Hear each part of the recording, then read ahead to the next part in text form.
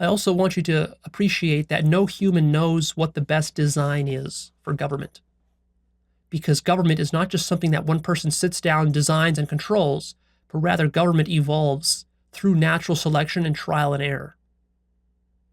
The difference is that even though our bodies evolved through natural selection, this was done for us. We didn't have an active, conscious participation in how our bodies evolved. But with government, we do. We get to say how we want to create it and what we think is best. And in this way, we are consciously participating in the evolutionary natural selection process, which is rather cool, but it's also a pretty big responsibility. So how do we create the best government? Here's a thought experiment which will help you to understand how to do this. I want you to imagine that before you're born, you can look down upon the planet, look upon the governments that exist, the different countries, the different people, and you can decide who you're going to incarnate as. You can be born into any country, into any part of the country, as any race, as any profession, as anyone with any kind of talent. You can be a man or a woman or a Muslim or Christian family or whatever you want. You can be born into that. And while you're doing that, you also get to determine what kind of government you want. But there's an additional wrinkle. You're also fully conscious that you will incarnate as everybody else as well.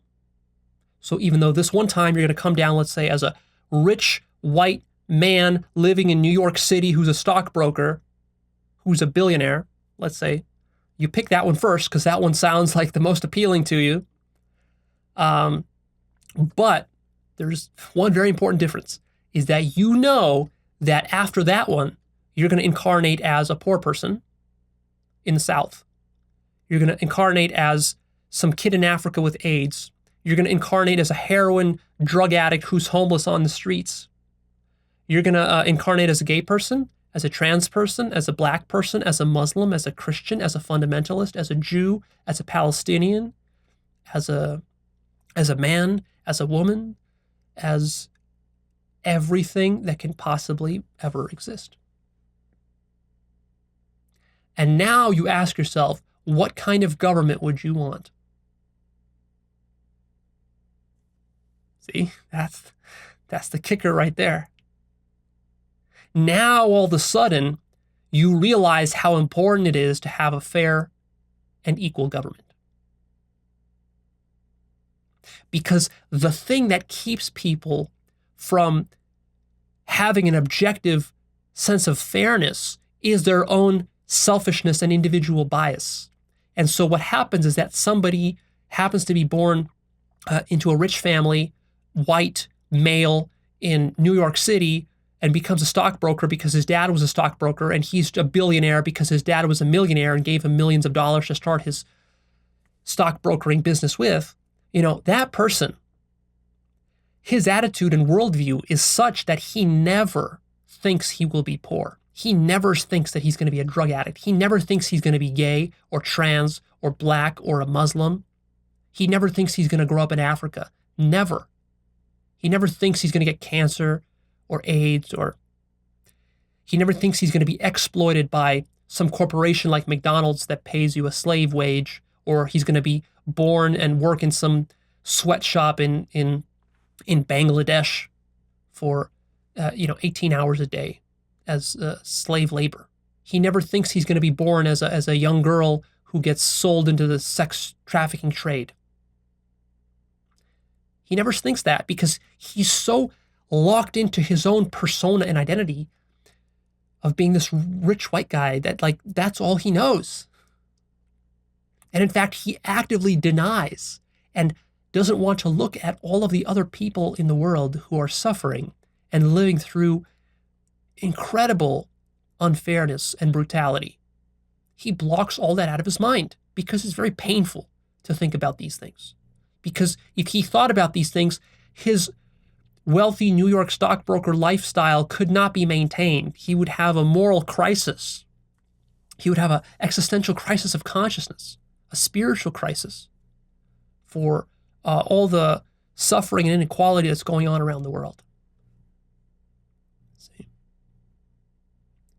But if you know that you're going to incarnate as all of these people, then what do you want? You want a fair government that treats everybody well, that doesn't exploit anybody, that doesn't enslave anybody, that doesn't treat one group over another group, that doesn't favor one religion over another religion. See, this is what Christians, for example, fundamentalist Christians don't understand. They don't understand that they're going to reincarnate as a Muslim.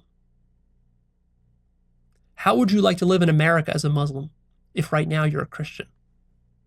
You think you'd like that? You think it's fair? How would you like it if you were born as a black person in the South 300 years ago? If you're a white Southern Christian today, you think you would like that? You think it's fair?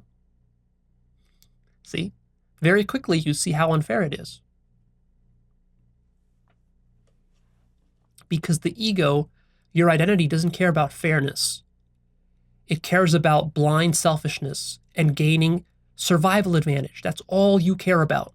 So the whole trick with conscious politics is finding a way to step outside of our egoic survival agenda. Only then can we construct a proper government. It's rather like balancing in game design. I used to be a game designer, and if you've played video games, especially certain online games, which are very competitive, you know that bad balancing can destroy a game.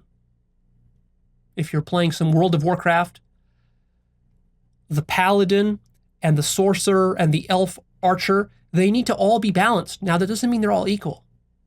They have unique skill sets and strengths and weaknesses and pros and cons, but it needs to be balanced so that they can all play together in a good way.